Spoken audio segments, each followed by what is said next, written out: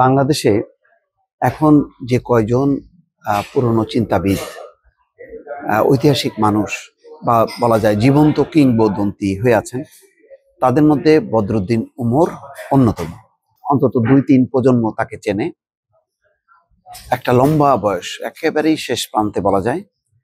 এখনো পর্যন্ত বাংলাদেশ নিয়ে, সমাজ নিয়ে, রাজনীতি নিয়ে তার অন্যরকম চিন্তা ভাবনা, এবং এই চিন্তা ভাবনার মধ্যে কখনো বলতে পারবেন না যে তিনি আওয়ামী লীগের সমর্থক, তিনি বিএনপির সমর্থক, তিনি জামাতের সমর্থক। তিনি যেটা ভাবেন রাষ্ট্রের জন্য ভাবেন, সমাজের জন্য ভাবেন।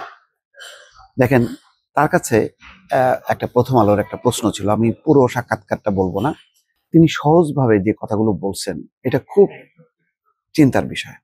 দেখেন, তার কাছে প্রশ্ন ছিল প্রথম আলোর যে এখন সরকারের প্রধান কর্তব্য কি বলে মনে করেন। তিনি কয়েকটা কথা বলছেন, তার মধ্যে সাময়িকভাবে তাদের যে পরিস্থিতি মোকাবেলা করার কথা ছিল সেটা তারা করেছে প্রথম পর্যায়ে। তার মানে ফার্স্ট ফেজে তাদের যেই দায়িত্ব ছিল সরকারের, সেটা তারা করছে।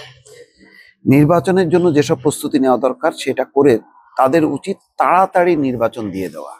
আমি মনে করি এই বছরের মধ্যেই তাদের কাজ শেষ করা দরকার। দর্শক, আমি জানি যে এই বক্তব্যটা উপস্থাপন করলে অনেকেই মন খারাপ করবেন। আসলে ডক্টর মোহাম্মদ ইউনূস উনি একজন কিংবদন্তি, জীবন্ত কিংবদন্তি। বদরুদ্দীন উমরও একজন।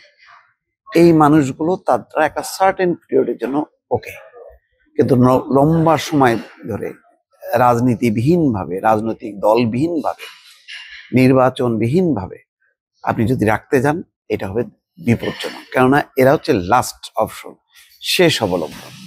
আর রাষ্ট্র যখন বড় ধরনের ক্রাইসিসের মধ্যে পড়ে, তখন আমরা কি মনে করি যে সামরিক বাহিনী আসুক, দায়িত্ব নেই। সামরিক বাহিনী একটা আন্তর্জাতিক বাহিনী, আমাদের একটা আস্থা আছে, ভরসার জায়গা আছে। তেমনি কিছু সমাজের ব্যক্তি আছে যে আচ্ছা, এই মানুষটা তো অনেক জ্ঞানীগুণী মানুষ, তার আন্তর্জাতিক খ্যাতি আছে, তিনি আসুন। ডক্টর মোহাম্মদ ইউনূস তেমন একজন। তাকে দিয়ে যদি রাজনীতি করতে চান, তাকে দিয়ে যদি লম্বা সময় পথ পাড়ি দিতে চান, এটা হবে ভুল। রাজনীতি তার আপন গতিতে চলবে। সরকার, নির্বাচন, এটা একটা নিয়ম মাফিক ভাবে যদি না চলতে পারে, অস্বাভাবিক ভাবে, যেমন দেখেন না, শেখ হাসিনা কি মনে করতো যে উনি হচ্ছেন শেষ, কিসের গণতন্ত্র, কিসের নির্বাচন, কিছুই না, শেখ হাসিনা হলো বাংলাদেশ।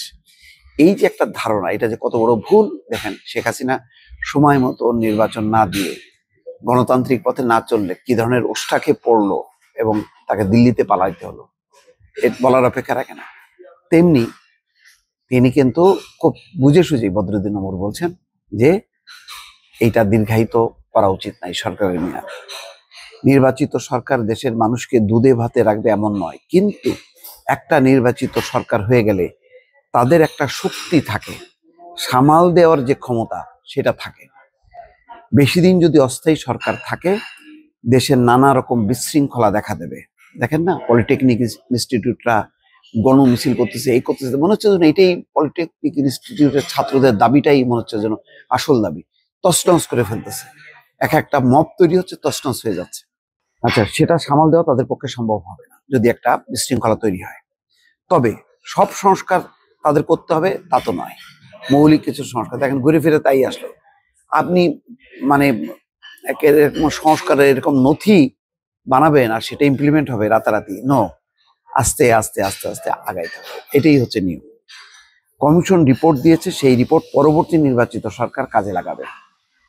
কিন্তু সেই রিপোর্ট অনুযায়ী সব সংস্কার তো অন্তর্বর্তী সরকার করতে পারবে না, সেরকম ক্ষমতা তাদের নেই। কাজেই তাদের মূল সংস্কার যেটা নির্বাচনের ব্যাপারে, সেটা করে যত তাড়াতাড়ি সম্ভব একটা নির্বাচিত সরকারের কাছে ক্ষমতা হস্তান্তর করা দরকার। দর্শক দেখেন, এই যে কথাটা বললেন বদরুদ্দীন উমর, অত্যন্ত নির্মোহভাবে তিনি কিন্তু বললেন।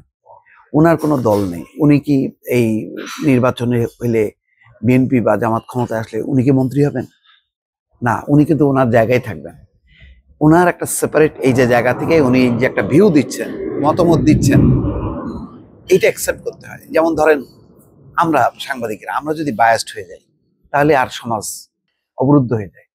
আমরা তাহলে সমাজকে আর পথ দেখাতে পারবো না। আমাদেরকে একটা স্বাধীন স্বতন্ত্র ভাবে বলতে হবে যে না, এটা ঠিক না, ওইটা ঠিক না, এই যে এটা ঠিক না, ওইটা ঠিক না, এই বলতে পারার ক্ষমতাটা অর্জন যদি আমরা না করতে পারি, গণমাধ্যম যারা আমরা ক্ষমতায় থাকবো না, ক্ষমতার কোনো ভোগ বিলাসিতা করবো না। বদরুদ্দীন উমররা সেই মানুষ, মানে আমাদের একেবারে হাইস্ট লেভেলের মানুষ, আমরা হচ্ছে ছোট ছোট তাদের শিষ্য। তা আমাদের কথার কিন্তু একটা মূল্য আছে, এই জিনিসগুলি মাথায় রাখা দরকার। আজকে যারা জানি যে দেশের মানুষ একটা অস্থির হয়ে বলছেন যে না ডক্টর ইউনূস আজীবন থাকুক, 5 বছর থাকুক, নো। এই বদরুদ্দিন মুর্রা মানুষদেরও যদি আমরা সংকটে ডেকে আনি, তারা যত গ্রহণযোগ্যই হোক না কেন, তারা একটা পরিস্থিতি সামাল দিবে। দেখবেন যে মানে কোনো পরিবারের দাদা বা নানি বা বড় মানুষ, সবচেয়ে বয়োজ্যেষ্ঠ মানুষ, একটা ক্রাইসিস হলে সংকট সবাই তার কাছে যায়, পরামর্শ নেয়, পরামর্শ নিয়ে আমরা তাদের মতো ফাংশন করি। কিন্তু তার মানে এই না যে ওই বয়স্ক মানুষটা, ওই মুরব্বী মানুষটা সবসময় সে দায়িত্ব পালন করবে, তাহলে তো সবকিছু অচল হয়ে যাবে। ঘর সংসার কে করবে? ওই মুরব্বী মানুষ করবে? করবে না। এইটা একটু মাথায় রাখা দরকার। দর্শক ভালো থাকবেন, আল্লাহ হাফেজ।